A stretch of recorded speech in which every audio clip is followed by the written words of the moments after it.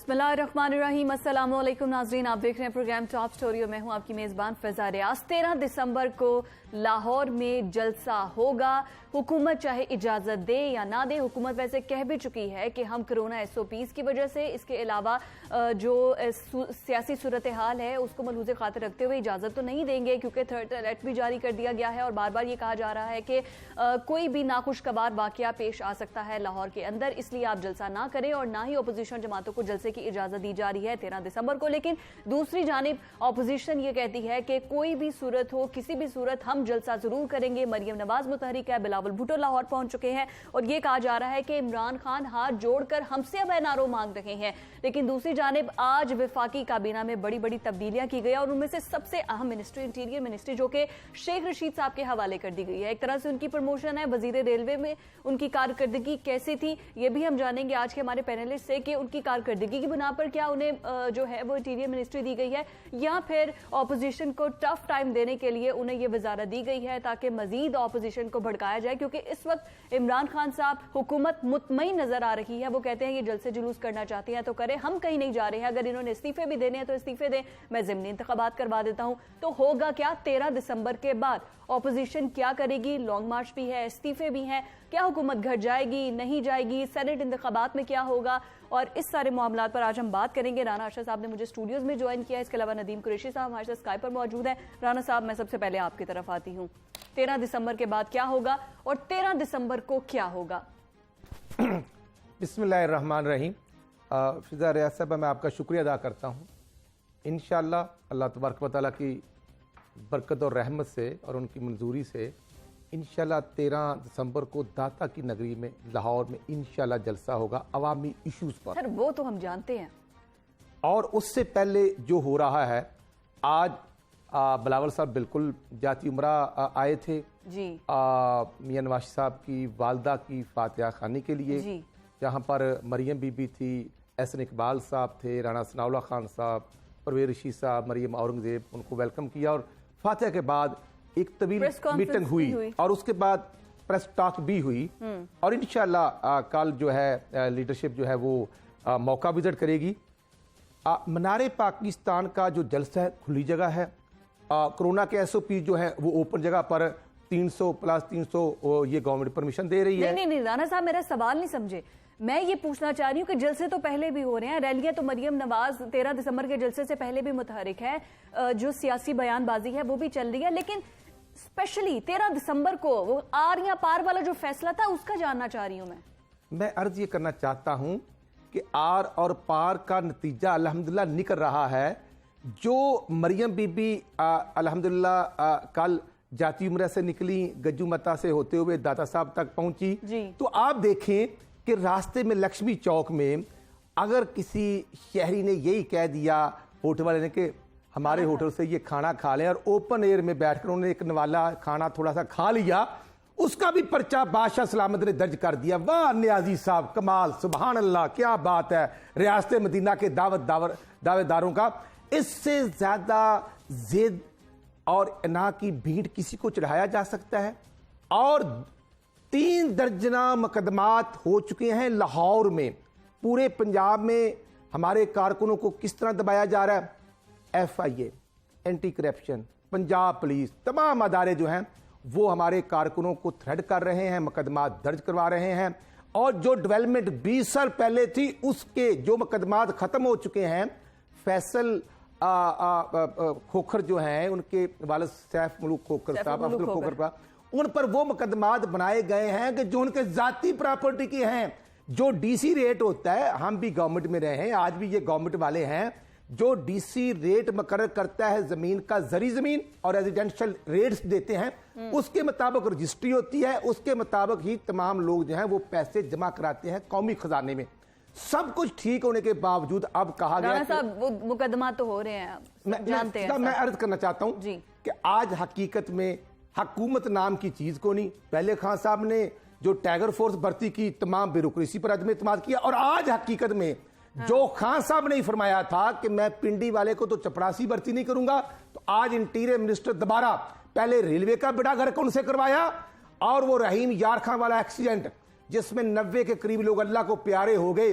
जो कहा गया था कि बाहर से सिलेंडर आया, नहीं, वो ट्रेन का शार्ट जो था वो लीक हुआ था और उसकी वजह से तकरीबन 1000 लोग एक्सीडेंट रेलवे में अल्लाह को प्यारे हुए। 125 के करीब एक्सीडेंट हुए और उस रेलवे के वजीर को, जिसने काबली के दौर में जामिया हफ्सा का जो वकूआ हुआ था, उस वक्त ये इंफॉर्मेशन मिनिस्टर थे। और आज मैं समझता हूं हकीकत में पता चला कि खान साहब की टांगे नहीं कांप रही, खान साहब की पूरी कैबिनेट कांप रही है। और जिस शख्स को वजीरे रेलवे की नाकामी हुई, आज उसको इंटीरियर मिनिस्टर लगा दिया गया, थ्रेड दिया जा रहा है। अच्छा राना साहब, ये एक खबर है मेरे सामने कि नून लीग के मजीद 9 अरकान असम्बली वो उस्मान बुज़दार से राबते में है। नून लीग के अंदर भी 2 धड़े हैं, जो कि एक धड़ा कहता है कि तसादुम की तरफ ना जाएं और वो हुकूमत के साथ राबते कर रहे हैं। मैं अर्ज ये करूंगा, मैं एक पॉलिटिकल वर्कर हूं, जो जिस पार्टी के साथ एक पॉलिटिकल वर्कर की अहमियत होती है, ठीक लीडरशिप से प्यार होता है, लेकिन जिसने मुस्लिम लीग नून को छोड़ा, वो मेरे सीनियर दोस्त हैं, वो मैं समझता हूं कि तारीख का हिस्सा बन चुके हैं। जो भी पार्टी को छोड़ता है, फिर ना वो इधर का रहता है ना उधर का रहता है। वो जो 3-4 लोटे गए थे, उनके हलके के लोगों ने जब ऐसे लोटे लटकाए तो वो शर्मिंदगी के साथ मुंह नहीं दिखा रहे। जाएं जिसने जाना है, मतलब राबते में हैं। अगर फिजा साहबा उनमें हिम्मत और जुर्त है तो वो मुस्लिम लीग नून के टिकट पर इलेक्ट हुए थे, रिजाइन कर दें, हमें कोई इतराज नहीं, दूसरी पार्टी को ज्वाइन कर लें। और जो पार्टी राना साहब, मैं ये पूछना चाह रही हूँ, ये खबर राजा बशारत साहब भी इसकी जो है वो तस्दीक कर चुके हैं, लाहौर न्यूज ने ये खबर दी थी। आपको तो पता होगा कौन कौन है राब्ते में? जी मैं अर्ज करता हूँ, ये तमाम महकमे जो हैं हमारे सिटिंग एमपीज एमएनए को फोन कर रहे हैं, उनको कहते हैं ये है फाइल आपकी फलां, ये है डेवलपमेंट है, ये नैब को रेफर कर देंगे, ये एंटी करप्शन को रेफर कर देंगे और ये एफआईए को दे देंगे, लिहाजा आप अपनी हमदर्दियां जो हैं वो तब्दील कर लें। ये तो बिल्कुल सरेआम हो रहा है। मतलब मैं समझता हूं कि इस हुकूमत की नाकामी और कुछ नहीं करना, गरीब मर रहा है महंगाई से, बेरोजगारी, लाकानूनियत, बैड गवर्नेंस, सिर्फ अगर कुछ हो रहा है तो शरीफ फैमिली के खिलाफ इंतकामी कार्रवाइयां और उसके बाद मुस्लिम लीग नून के खिलाफ कार्रवाइयां, और यही नतीजा है कि आज अदरक 800 रुपए किलो का हो चुका है। बिल्कुल ठीक है। नदीम कुरैशी साहब की जानिब चलते हैं। कुरैशी साहब, राना साहब की गुफ्तगू आपने सुनी। सबसे पहले तो उन्होंने आपकी कैबिनेट पे ही कहा है कि सिर्फ खान साहब नहीं, पूरी कैबिनेट की टांगे कांप रही हैं। बिस्मिल्लाहिर्रहमानिर्रहीम। अब राना साहब इसके अलावा क्या कह सकते हैं, क्योंकि राना साहब के पास, इनकी लीडरशिप के पास जो बेचने वाला चूरन है, ये प्रोडक्ट सेलिंग हो रही है ना, पाकिस्तान के लोगों को बेवकूफ बनाया जा रहा है।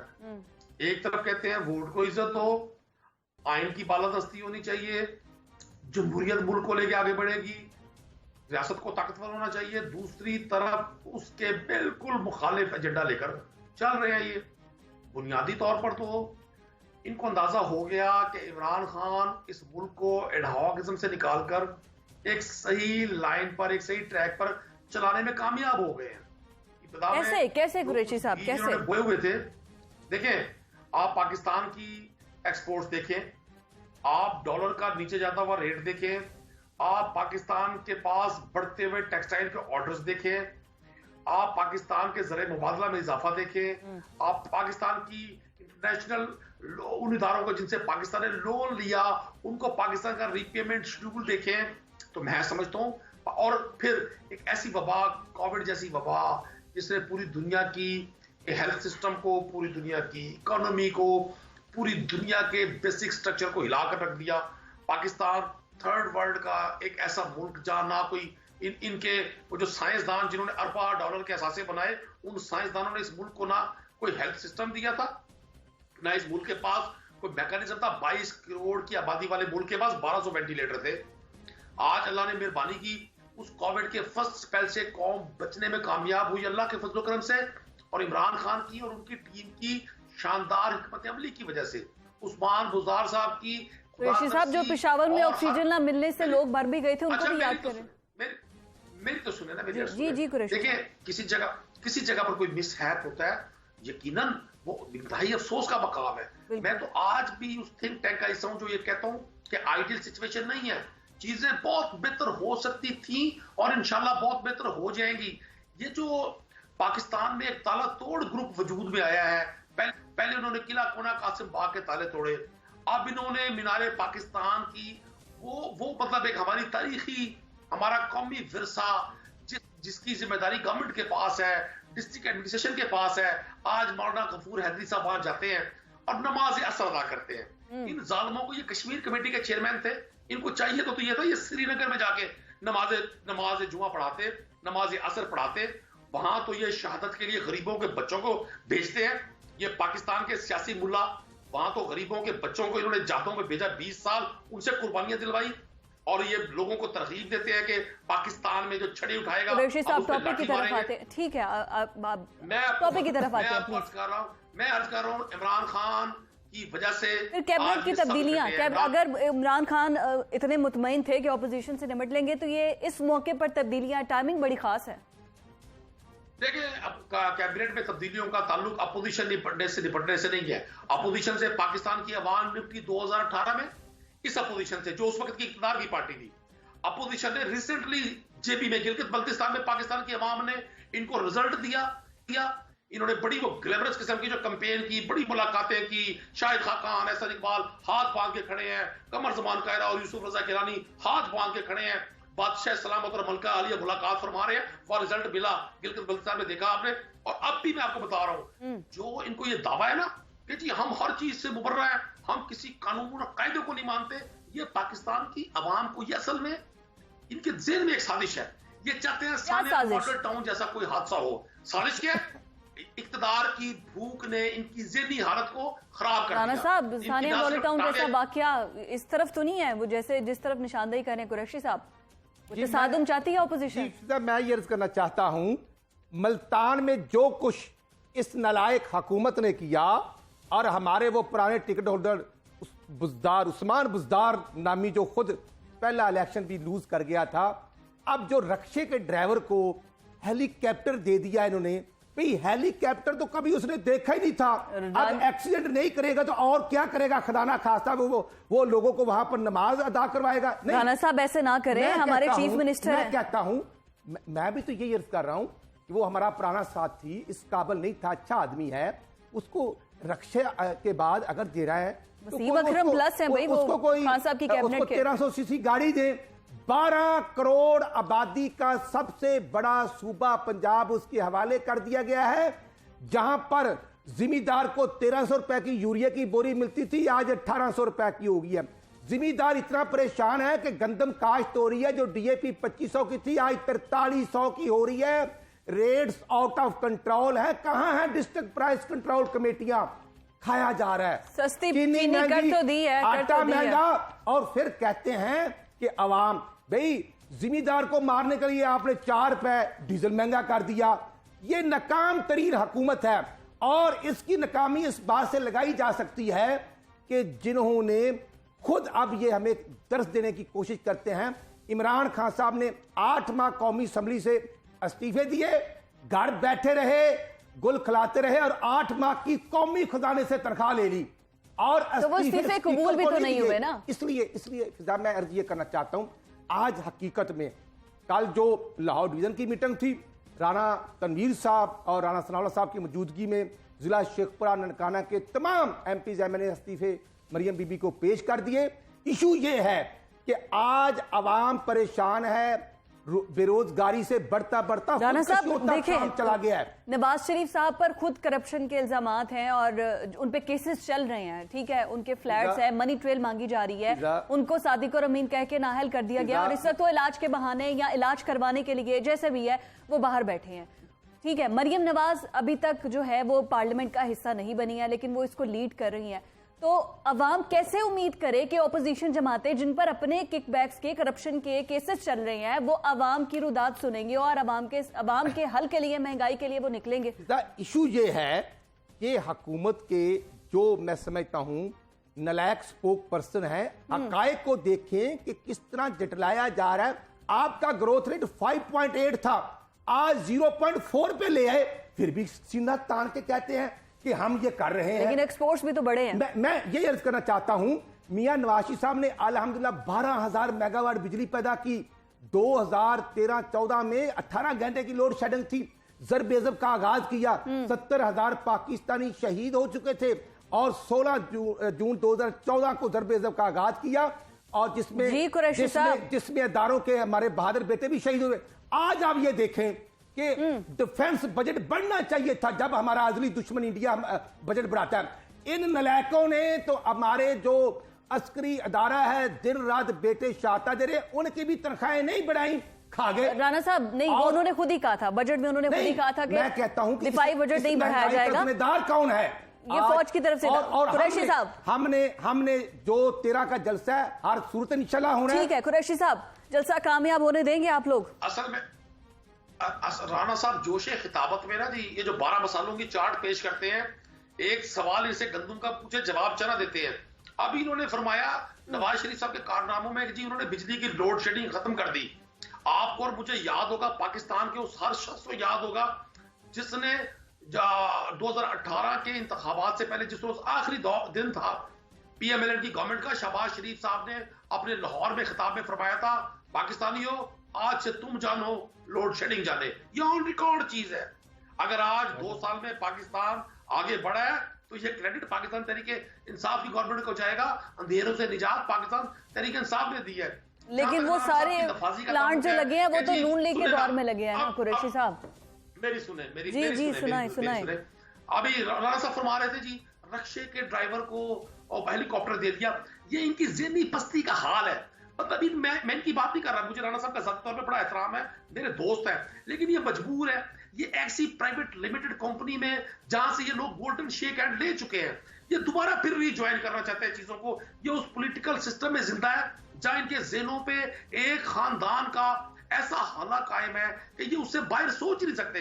इनके ज़हन में था कि 12.5 करोड़ की आबादी का ये सूबा पंजाब, आबादी को सोच कौन रहा है? ना तो हुकूमत ना ही ऑपोजिशन। लेकिन अब ये सिलसिला शुरू हो चुका है कि पकड़ दकड़ तो ठीक थी, लेकिन अब जो नून लीगी रहनुमा है उनको नजरबंद का सिलसिला भी अज़मा बुखारी के घर भी छापा मारा है। इस पर बात होगी after this break. Stay with अस।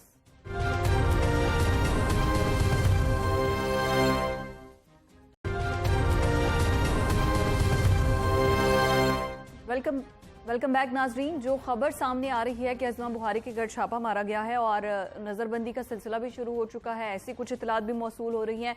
कुरैशी साहब, ये हुकूमत क्या कर रही है? देखिए, मैं तो आपके प्रोग्राम में मौजूद हूँ, मेरे इल्म में तो ऐसी कोई बात नहीं है, लेकिन अगर कोई भी शख्स कानून की पासदारी करेगा, कानून की अमलदारी करेगा, कानून को अपने लिए एक शेल्टर समझेगा, तो उसके खिलाफ तो कुछ नहीं हो सकता। लेकिन अगर कोई शख्स समझेगा कि जी मैंने जो कौमी विरसे की जो बिल्डिंग्स हैं, इमारतें हैं, उनके तारे तोड़ देने हैं, मैंने ना हुकूमत को कुछ समझना, ना मैंने आइन को समझना, मैं पॉलिटिकल वर्कर हूँ। मैंने जो 126 दिन का धरना था, अभी तो कोई ताले नहीं तोड़े गए, अभी तो कोई ताले नहीं तोड़े गए। आज मौलाना अब्दुल गफूर हैदरी की क़यादत में जो मीनारे पाकिस्तान पर हुआ, जो वहां सारे मामला था हम देखे। लेकिन मैं अर्ज करूं, मेरे पास इस तरह का कोई वाकया नहीं है, ना मैं तस्दीक कर सकता हूँ इस तरह की कि अज़मा बुखारी साहब के घर पे कोई छापा मारा गया है। मैं तो एक ही चीज को मुनासिब समझूंगा कि ये एक ऐसा वक्त है कि हम मिन हैसुल कौम, अपोजिशन, गवर्नमेंट, इक़्तिदार, चीजें आनी जानी है, ये सिलसिले चलते रहते हैं। जो कोविड की सूरत हाल है, जिस तरह से पंजाब में चीजें पैनिक होने जा रही हैं और जिस तरह से मुख्तलिफ डिस्ट्रिक्ट्स में पॉजिटिव रिजल्ट्स बहुत सारे आ रहे हैं, मैं समझता हूँ हम सबको हमें पोष के नाखून लेने चाहिए। हमें सबको अपनी अपनी जिम्मेदारी को बतौर नून लीग में एक धड़ा है ना जो आपसे राब्ते में है, नून लीग में है एक धड़ा जो आपसे राब्ते में है, जो नहीं चाह रहा तसादुम हो, जो नहीं चाह रहा कि इस तरह सड़कों पर आए अवाम। देखें नून लीग में लीडरशिप को छोड़कर जो चंद 3, 4, 5 फैमिलीज का एक गठजोड़ है, नून लीग में बहुत अच्छे जिरत और तजर्बेकार सियासतदान मौजूद हैं। इन्होंने 99 में भी यही किया था कि जब मियां साहब ने सबको कहा कि जी आप जेल जाए, मैं तो रेल में बैठकर जाऊंगा, और जब जदा सुधार गए थे तो उस वक्त भी नून लीग के लोगों ने बड़े जहांदार डिसीजंस किए थे। अब फिर वही वक्त है, लीडरशिप जब दावे करती है तो लीडरशिप को प्रूव भी करना पड़ता है। नेल्सन मंडेला बंदा लफ्जों से नहीं बन सकता, महातीर मोहम्मद लफ्जों से नहीं बन सकता, राणा साहब बर्दाश्त करनी पड़ती है। नेल्सन मंडेला, मैं अर्ज करना चाहता हूँ, नदीम कुरैशी साहब मेरे भाई हैं, बहुत अच्छे हैं, मैं इनका वैसे ही ताबेदार हूँ, लेकिन गुजारिश तो ये है, ये साथ ही मार रोड है और नहर के साथ ही वो ज़मान पार्क है, जिसमें खुद रियासत मदीना के दावेदार सिलेक्टेड प्राइम मिनिस्टर साहब ने खुद फरमाया हामिद मीर साहब के प्रोग्राम में कि मेरे घर में पुलिस आ गई, मैंने उनको कहा कि वारंट कहाँ है, वो वारंट लेने बाहर गए तो मैं दीवार फलांग के ऊपर से भाग गया। यार क्या नक्शा आप पेश कर रहे हैं न्यायी साहब, आपकी एटीएम मशीनों ने तो 24 घंटे नहीं कभी हवालात और जेल में गुजारे, और आप हमें दर्ज देते हैं। हमजा शबाशी साहब 19 माह से गिरफ्तार हैं, जेल में है, तो बता दें कि किस महकमे में कितनी करप्शन हुई, भाई कितना किकबैक लिया, बता देना पंजाबी में आसान जबान में हमें समझा दें, और किस अफसर से लिए तो वो पर्चा करप्शन का दर्ज करें।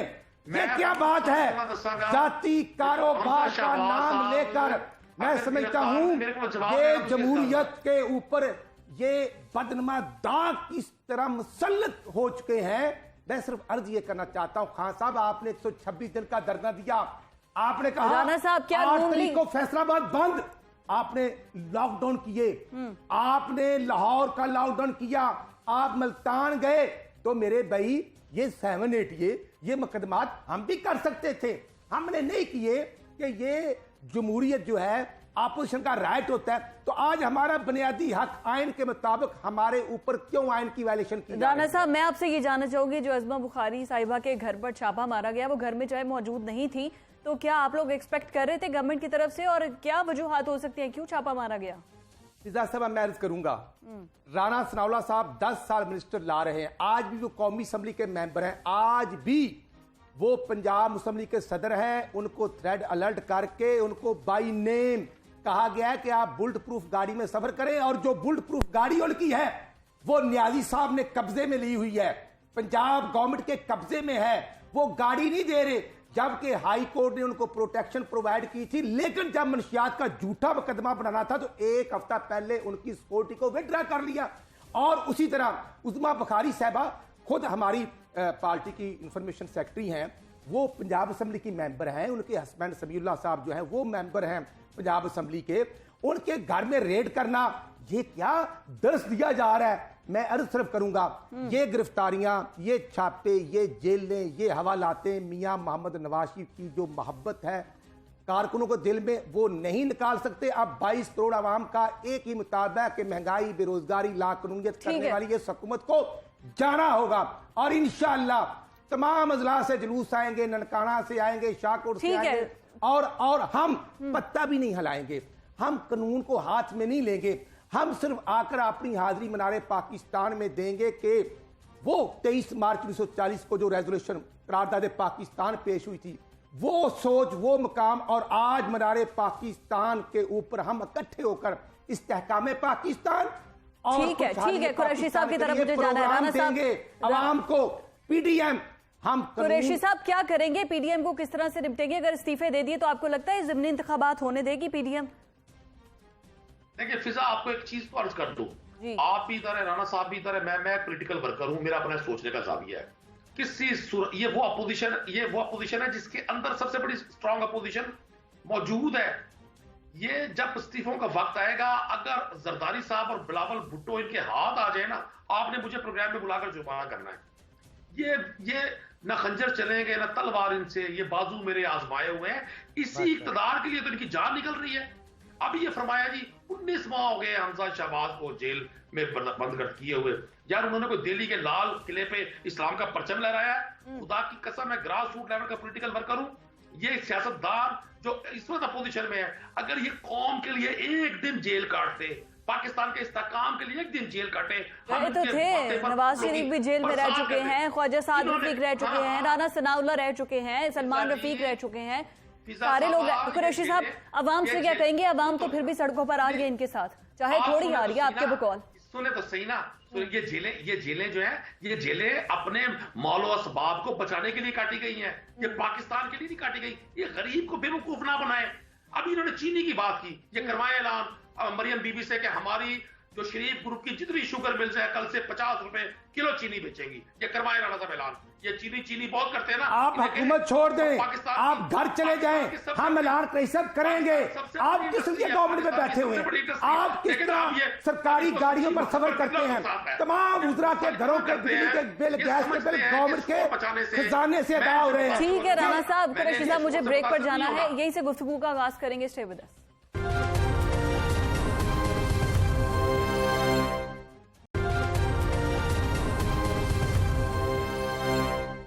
वेलकम बैक नाज़रीन। राणा साहब, प्रोग्राम का बिल्कुल आखिरी हिस्सा है। मैं चाहूंगी कि आप आवाम को ये बताएं कि 13 दिसंबर को अगर आवाम निकल भी जाती है, लेट्स सपोज बहुत ज्यादा आवाम आ जाती है सड़कों पर, होगा क्या? खान साहब की हुकूमत तो जाएगी नहीं, इस्तीफे दे भी दे तो भी नहीं जाएगी। 13 दिसंबर को तारीखी जगह मीनार पाकिस्तान पर मियां मोहम्मद नवाज शरीफ साहब का जो बयानिया है, आइन की बालादस्ती, तमाम अदारों के विद इन पैरामीटर्स, उनका रोल जो है हमारे लिए काबिल एहतराम है। महंगाई, बेरोजगारी, आटा चोर, चीनी चोर, अदरक चोर, पेट्रोल चोर, बिजली चोर, गैस चोर, गरीबों की भूख को बढ़ाने वालों के खिलाफ एहतजाज होगा। अच्छा, और राणा साहब, और मेरा सवाल ले लीजिएगा। आप जिस तरह कह रहे हैं एहतजाज होगा, अच्छी बात है, ठीक है, आवाम भी रिलीफ चाहती है। अगर आप आवाम के लिए निकल रहे हैं, इससे पिछली हुकूमत ही आपकी 5 साल आप रहे, तब आपने ऐसे कवानीन क्यों नहीं असेंबली से पास करवाए कि तमाम इदारे अपनी अपनी डोमेन में रहें?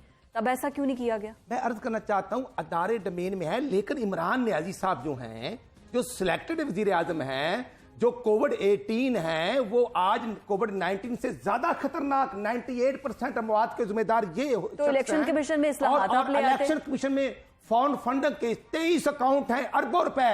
इनके कारकुन ऐसे बाबर ने लिखा है, कोई एक्शन नहीं हो रहा। फिर जो ऑनरेबल सुप्रीम कोर्ट के जजेस ने कहा बिलियन ट्रीज, 16 अरब रुपए खान साहब खा गए, साहब ही नहीं देते।